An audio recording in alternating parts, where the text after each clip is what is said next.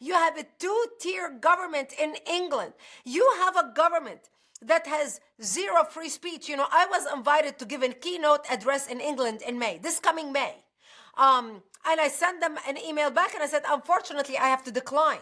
I will not risk getting into England at this point because England has become such an oppressive society with no democracy, no free speech, no human rights, at least not for people who are intellectuals who are able to debate ideas. The debate of ideas age in England is dead.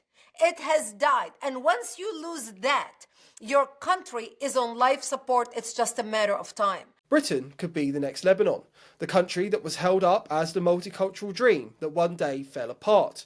Now, Lebanon, like Britain, used to be a predominantly Christian country, but it decided that it wanted to start letting in migrants and refugees to give them a better life, until one day it fell apart.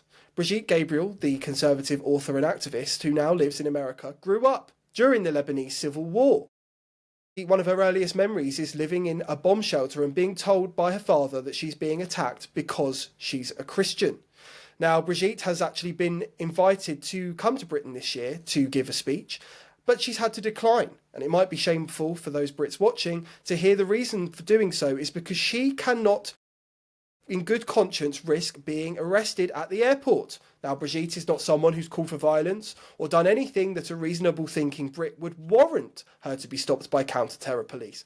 But she's watched the fall of our rights, our free speech, under Sir Keir Starmer's Labour government. And she says that Britain is now experiencing a brain drain. The world's most influential and intellectual people are now staying away from our country for fear of being locked up. Here's our conversation. So you grew up in Lebanon during the war there, and you had an early experience of Islamic extremism, and many people around the world are starting to worry about Western Europe, what's going on here, especially Britain. And before we get your expertise on that, I just wondered if you could give us a little bit of a story into your background. Well, thank you for having me with you. I was born and raised in Lebanon, which used to be the only majority Christian country in the Middle East. We were open-minded, we were fair, we were tolerant, we were multicultural. We prided ourselves on our multiculturalism. We welcomed people from all the surrounding countries to study in our universities. Muslims used to send their children to study in our universities because we had built the best universities in the Middle East. They graduated and worked in our economy because we had built the best economy in the Middle East, even though we did not have any oil. Beirut became Paris of the Middle East. Lebanon was Switzerland of the Middle East. Unfortunately, all that began to change when we imported people into our country who did not share our values. And when they started saying how much they hate us and they resent us and they do not like anything we stand for, and actually wanting to use our democracy against us in order to fight the Jews. Israel was bordering Lebanon. We didn't believe them because we thought, oh, well, they don't really mean it. This is just people saying stuff. How could they not be grateful for all the goodwill that we have given to them and showed them? Because we were thinking as people who come from the Judeo-Christian worldview, do unto others what you want others to do unto you. Be nice, treat others kindly, treat others the way you want to be treated.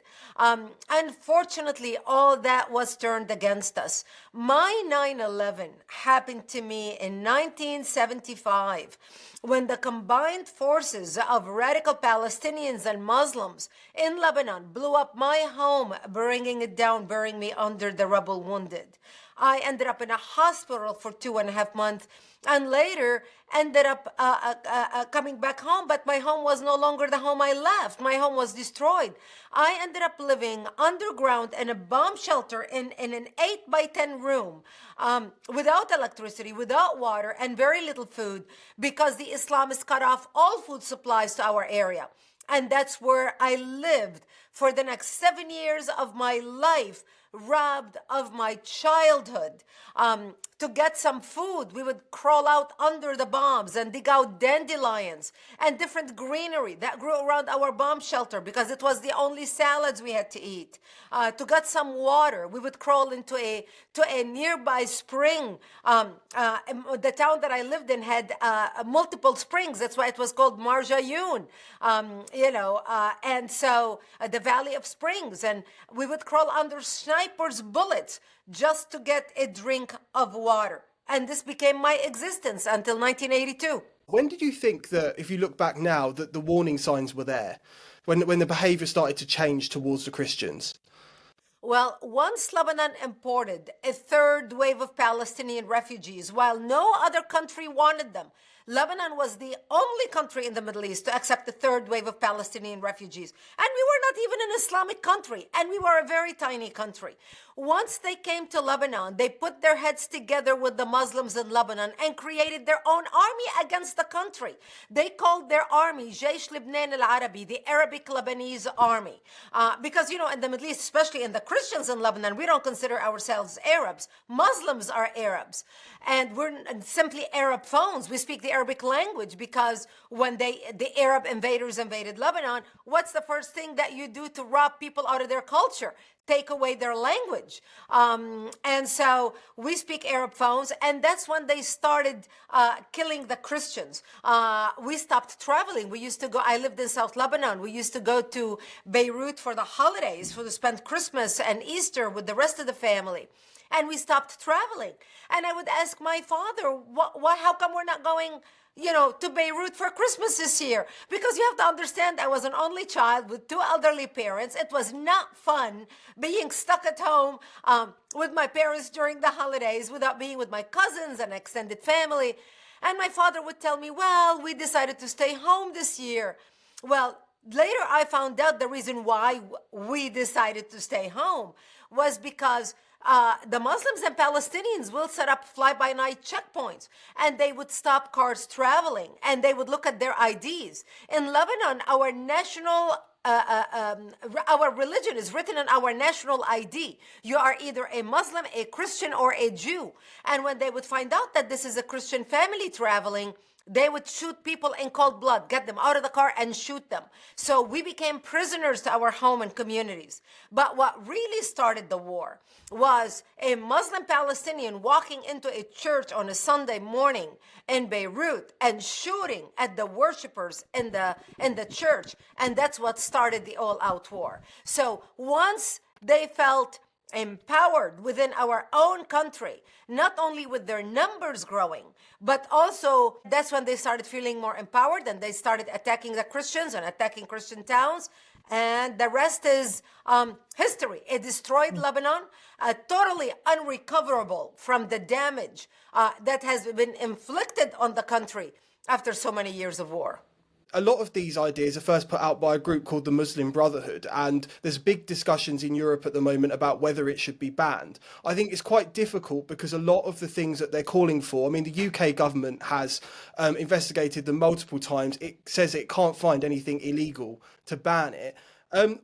What's your experience of the Muslim Brotherhood? What do you know about them? Well, here's the problem with the Muslim Brotherhood. They are radical dressed up in Armani suits. That's why in our mind in the West, when we picture a terrorist, we're picturing Osama bin Laden. We're picturing people with turbans running around in the desert, men dressed in dresses over their pants. That's our idea of a terrorist. We're thinking of an ISIS guy wrapped all in black. What the Muslim Brotherhood are doctors, are lawyers, are engineers, are educated people. Look at the people that perpetrated September 11th in the United States. Muhammad Atta, he wasn't some dumb idiot running around in a cave in Afghanistan. Look at in England, the attacks about 10, 15 years ago. They were doctors. So that takes out the, oh my gosh, how can we differentiate between a radical and not a radical? Well, when it comes to the Muslim Brotherhood, you can't. And by the way, I want to clarify something here very clear. We are talking about people who share an ideology that want to destroy us and our country. There are plenty of peaceful Muslims, and we love them, and we have nothing against them. And in every religion in the world, there's always, they say one bad apple ruins the box. And so I want to make sure that we're not talking about hating Muslims. We love people who want to come to our country, who want to integrate into our culture, who want to better themselves as well as contribute to the betterment of our Western nations. And we have had many Muslims in the past immigrate to our Western nations and become great people and great business owners and great employees and great contributors to society, paying their taxes, not depending on the welfare from the government. Those are the original immigrants who used to come to our country, but this is not what we are dealing with for the last 30 years or more. The immigrants of today, or the migrants that we have allowed to come to our country, have a different agenda. They adhere to a radical ideology. That's not integration. I respect your right to fast. I respect your right not to eat pork. I respect your right to whatever, however you want to adhere to your religion. We in the West are a melting pot of people from all kinds who come to different countries. But as long as you respect our general way of life, and you can practice your faith in the privacy of your home, in your mosques, as long as it does not interfere with the rest of us, we have no problem with that. So it's a shame that we have to even make such clarification to make sure, because the attackers are going to come and they're going to say, oh, Nick and Brigitte are just such radical fanatics. They hate all Muslims and they want to kill them. Absolutely not. This is not what we're talking about. But we are at a point in our society where we should be able to debate ideas, to discuss issues that affect all of us, whether for the worse or for the better. And that's the greatness of democracy, of civilization. That's what made Western civilization the greatest civilization in the world today, because it was founded on Judeo-Christian values, where the debate of ideas, where the critique of ideas, where the discussion of opposing point of views are such a contributing factor to the greatness of Western civilization. That's why we are having this conversation. So having said all that, with the Muslim Brotherhood infiltrating our country, can we tell the good ones from the bad ones? No. This is why we have to defend ourselves. We have to control immigration. And we have to be able to bring people into our country where they are able to assimilate slowly. You can assimilate people slowly when they come 5,000 at a time. You cannot assimilate people when they come 1 million people within a span of 2-3 years. There is no way you can do that and do it right. And that's the problem we're facing. So with the Muslim Brotherhood, I know this is a long roundabout to talk about the Muslim Brotherhood, but they are an organization that was formed after the fall of the Islamic Caliphate, which was dismantled by Ataturk in 1924, who ended the Islamic Caliphate in Turkey after it had ruled for 1,000 years, covered when Islam covered more of the earth's surface than the Roman Empire did at its peak. So when Ataturk came to power in 1924, he ended the Islamic Caliphate. He gave women right to vote. He gave women right to an education. He gave women right to work. He forbid men from growing a beard, etc., etc. 5 years later, in 1928, a group of Islamic radicals in Egypt say, how can we sit by and watch how the Islamic Caliphate fell apart? We need to resurrect the Caliphate. We're going to start the Muslim Brotherhood, and we're going to rally every Muslim brother anywhere across the Islamic Ummah, which is the Islamic nation worldwide, to come together, to form a group, to bring back the Islamic Caliphate, because Islam is supreme and should rule all over the world, just like it did for 1,000 years. That's when they started. What gave the Muslim Brotherhood, in the beginning, nobody thought it's going to get anywhere. Islam is over, it's done. That's a part of history that will never be resurrected. And so nobody really paid them attention. But what gave the Muslim Brotherhood oomph and power was, one, the discovery of oil in the Middle East, which gave them the money, flooded them with the money to organize and be funded. And two, the Khomeini coming to power in 1979 in Iran. That gave them the spiritual covering. Now they have the money, and then they exploded on the world stage, starting in the 80s, writing the Muslim Brotherhood plan, a 100-year plan for radical Islam to infiltrate and dominate the West and establish an Islamic government on earth. In the counterterrorism circles, this plan became known as the Project. And if I give you a little bit of a background of what's going on in the UK at the moment, I'd like to know whether you think that they're close to getting what they want. So we've got a thing here now called two-tier policing. I don't know if you've heard of it, but there's ample evidence now that the police is treating Muslim communities very different from the way they treat other communities. We've had Israeli football fans banned from Birmingham. We've got a convicted terrorist standing in Birmingham to be on the local council. We've had for 50 years the mass rape of white working class girls covered up by the establishment. Do you think that that's a country that is demonstrating a way of holding out against Islamist ideas, or do you think that's a country that's submitting to them? Unfortunately and sadly, this is the country that is submitting to them and allowing them to advance in their destruction of Great Britain. You know, Great Britain was one of the greatest countries on the face of the planet.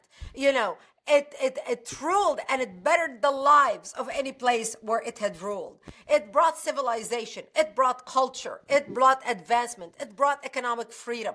Unfortunately, because it is a country that is open-minded, that is fair, that is tolerant, that is multicultural, that is diverse, that they have prided themselves on their diversity. Unfortunately, this is exactly how the Muslim Brotherhood is operating to bring down Great Britain. I remember landing in Luton Airport in 2007, or 2006, 2007, around that time, because I was given a speech at Piccadilly in London, a keynote address at that time, and I flew into Luton Airport. I couldn't get a direct flight to Heathrow. For whatever reason, it worked out that I fly to Luton. And I remember landing at the airport, 2007. And I landed in Saudi Arabia. It was absolutely shocking to me. I remember getting out of the airport and everybody was Muslim. Burqa, women dragging kids. I remember when I landed and I was getting my luggage, and I was with the pilot and the wait staff, and we were just chit-chatting, waiting for our luggage to come. And they said to me, "Oh, what are you doing in England? Is it, vacation or business?"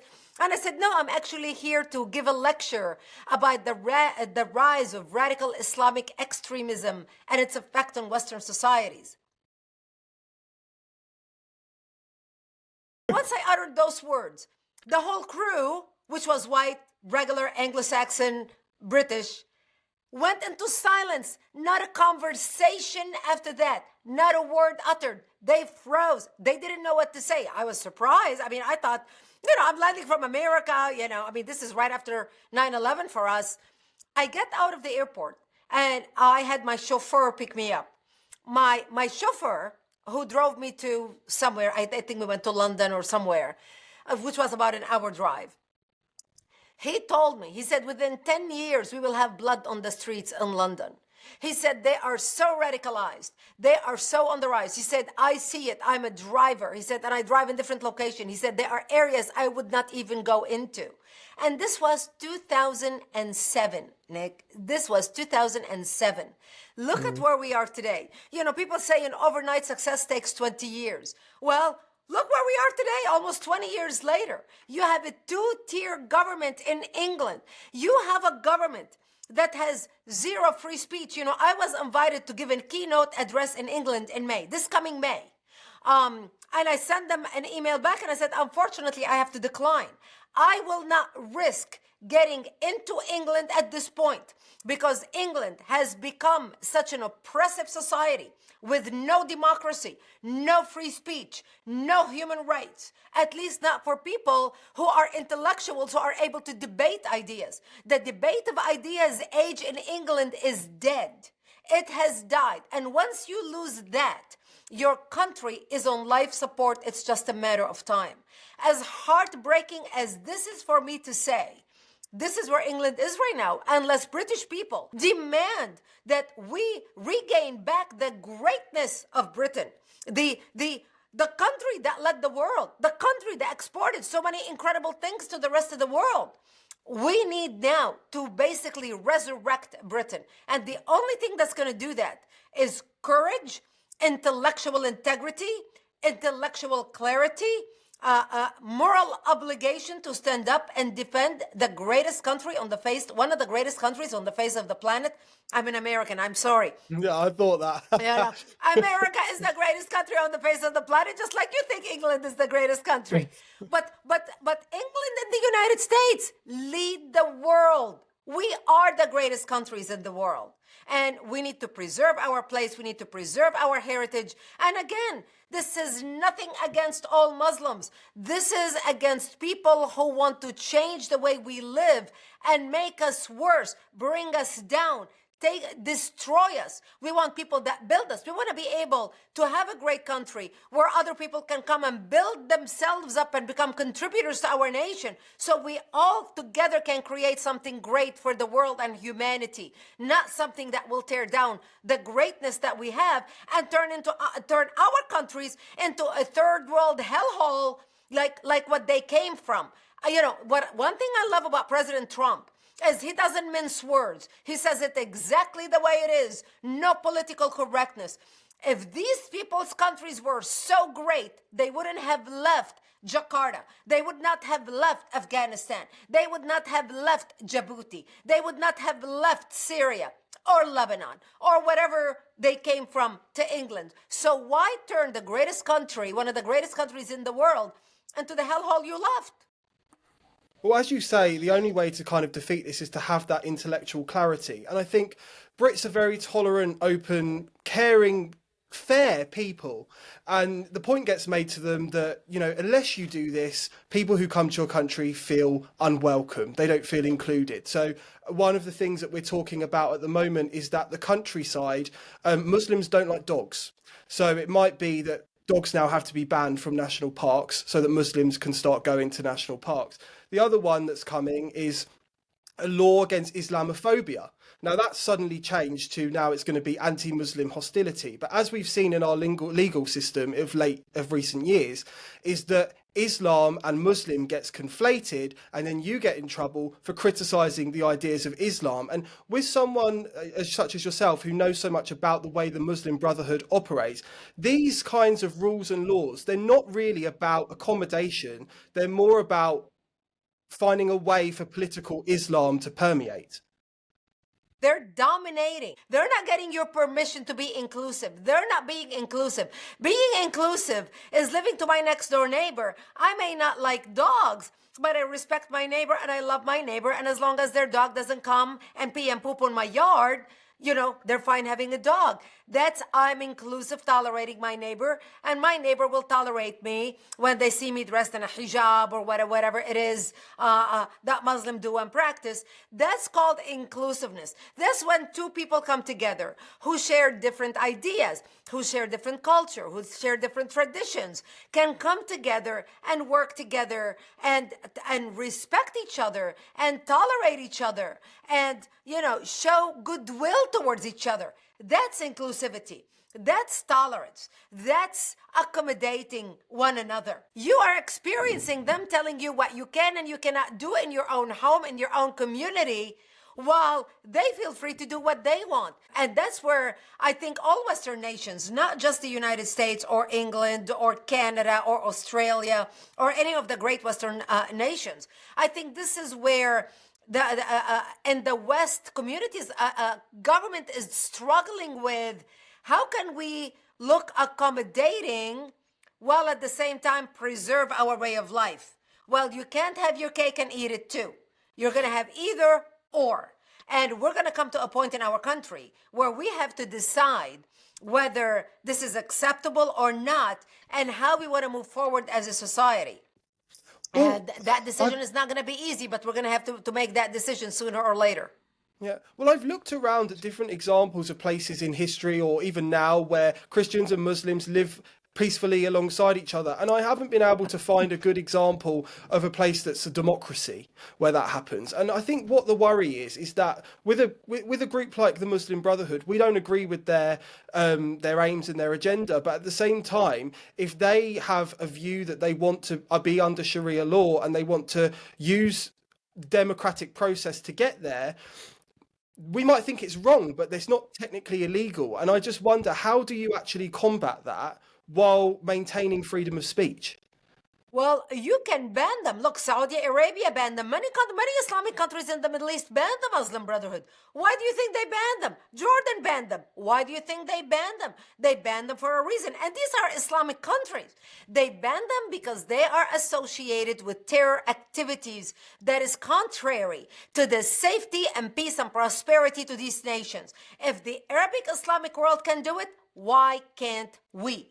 And see, this is where the Muslim Brotherhood is a political movement. They are not a religious organization.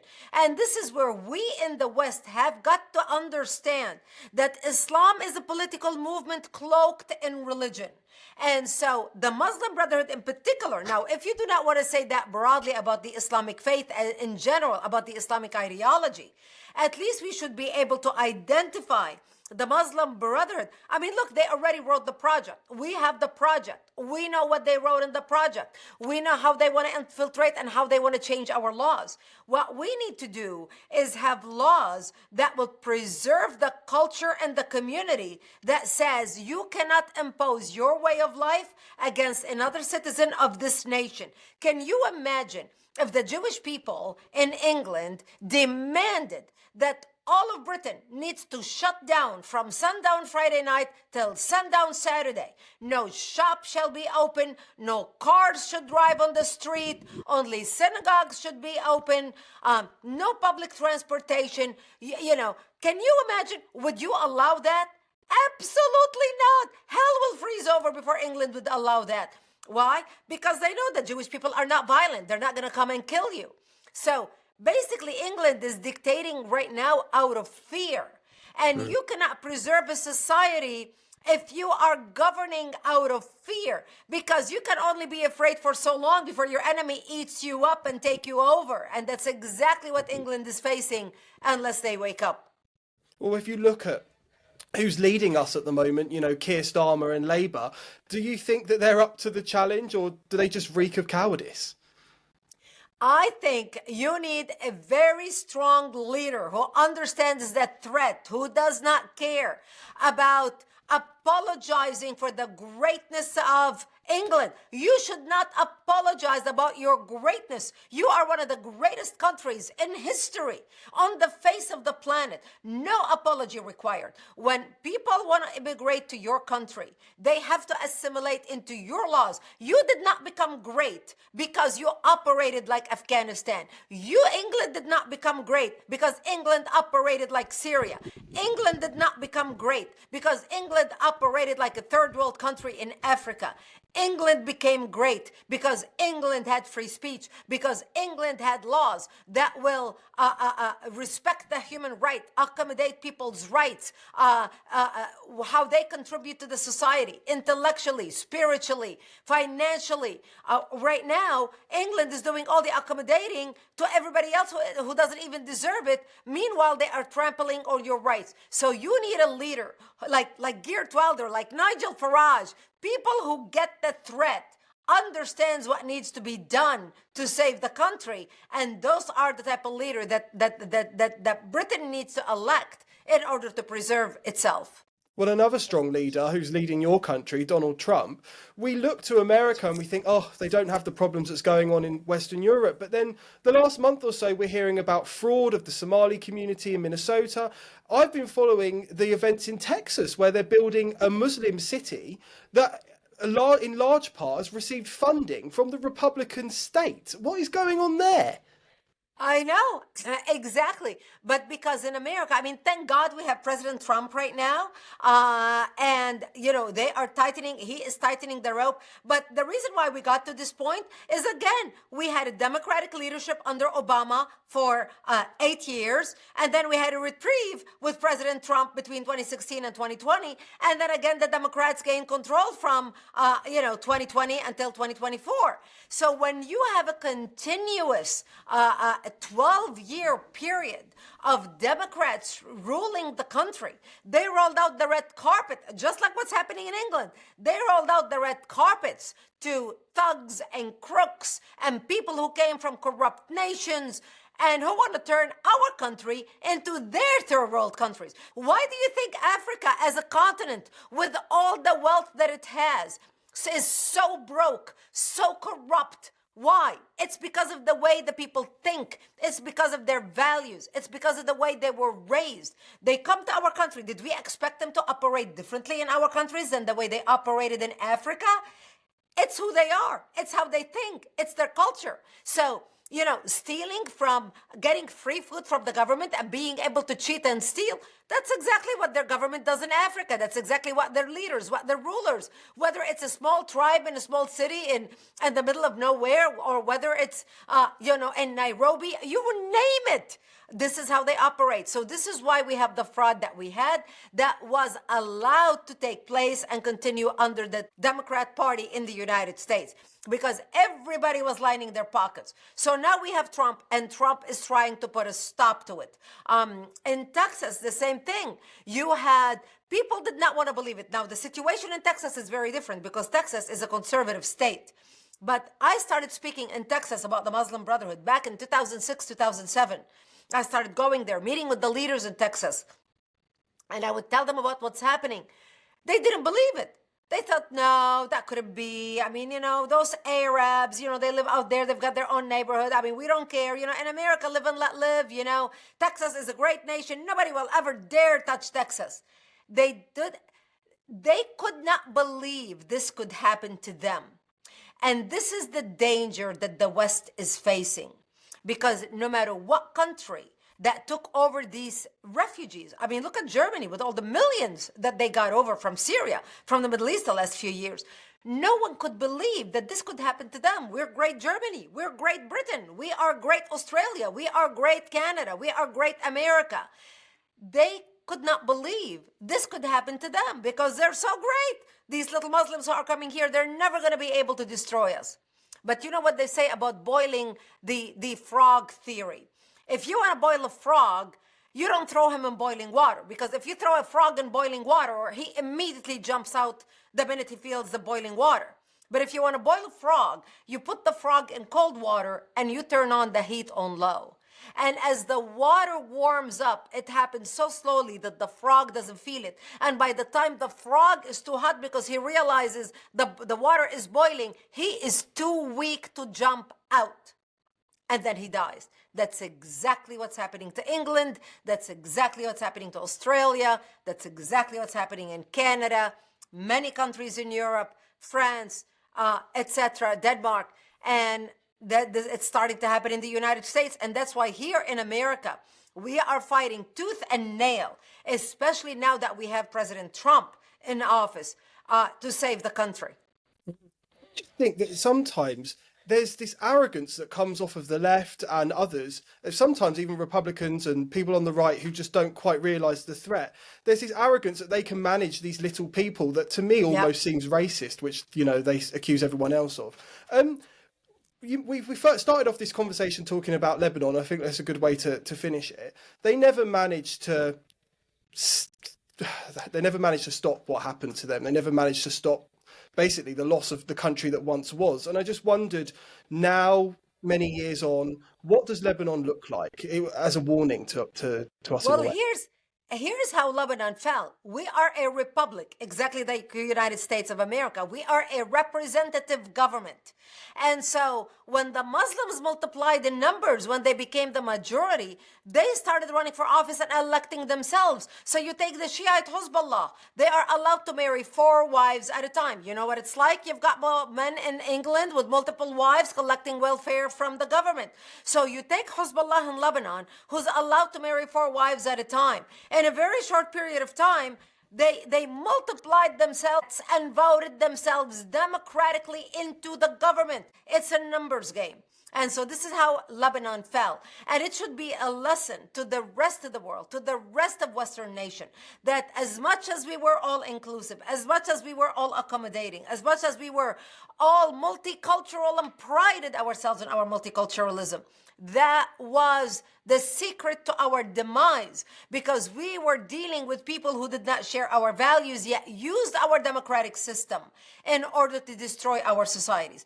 So today in Lebanon, we have a Christian president, of course. You need to have a Christian president. And by the way, the Lebanese did not want to take the census for years and years and years, for 2 decades, because we wanted to make sure they maintained the presidency, because according to the way the government was structured, being so nice and wanting to be fair to everybody, the prime minister has to be a Maronite Christian. The president has to be a Maronite Christian. The prime minister has to be a Sunni Muslim, blah, blah, blah. So we divided the country representative, because we have a representative government based on the population in these countries. So right now, even though the Christians are no longer the majority, but they wanted to make sure at least we don't take the census, to make sure that we can still have a Christian president. So they do have a Christian president. Is he ruling over the country? Theatrically. He cannot disarm Hezbollah. He used to be the leader of the army. They cannot disarm Hezbollah, even after Israel beat down Hezbollah. The Christians in Lebanon are so afraid of their shadow, because they know they don't have the power. They are afraid to physically go into war and disarm Hezbollah, because Hezbollah will win. Why? Because all the Muslims would line up behind Hezbollah to defeat the Christians. So the Christians, while in Lebanon, to the rest of the world, they say, oh, we're living in peace side by side. We're all happy. Everything is great. Look, Lebanon is the perfect example how Christians and Muslims are living together in harmony. This is nothing but a show. It's window dressing. I talk to Christian friends all the time, and I follow many of my Christian friends from all over Lebanon. They are so afraid at any moment that the Muslims will turn against them, that they will slaughter them. The country is sitting on a powder keg that can explode at any time based on religious fractions. So the Christians keep their mouths shut. They have to weigh every word to make sure they are very careful on what to say, because they are afraid of Islamic retaliation. And that's where they are. Yet, they put on such a great front that when the Pope visits Lebanon, the Pope leaves thinking, oh, Lebanon is the perfect example of how Christian and Muslims can live together. So they rolled out the red carpet for him. He visited there for 3 days, left. They put on a great show for 3 days. Reality on the ground is Muslims won, Christians lost. I don't think Lebanon will ever be able to recover to become a Christian majority nation again. Well, Brigitte, thank you so much for your time. I think so many of our viewers will agree with so much of what you said, but I think they're going to be ashamed of the fact that you've said that you won't come to our country because you just don't trust that you won't be locked up. That's right. That's right. Unfortunately, I will not be able to come. I'll be detained at the airport, computer confiscated, my cell phone taken, and I'm sure they'll slap some terrorism, something or other charges against me. They are doing this to world leaders and world reporters. Shameful that England has gotten to this point, that people like me will not be able to come and debate ideas in England. This is where you know that England is having a brain drain. And when you start having a brain drain and when you start hemorrhaging intellectuals out of your country, I'm just going to be a guest. I'm just going to be somebody who's going to come give a lecture. But how many other people like me who are going to be unable to come to England to debate the important issues? And when you are unable to debate important issues, your country is dead. Well, if that's not a wake-up call, I don't know what is. Thank you so much. Thank you so much for having me with you.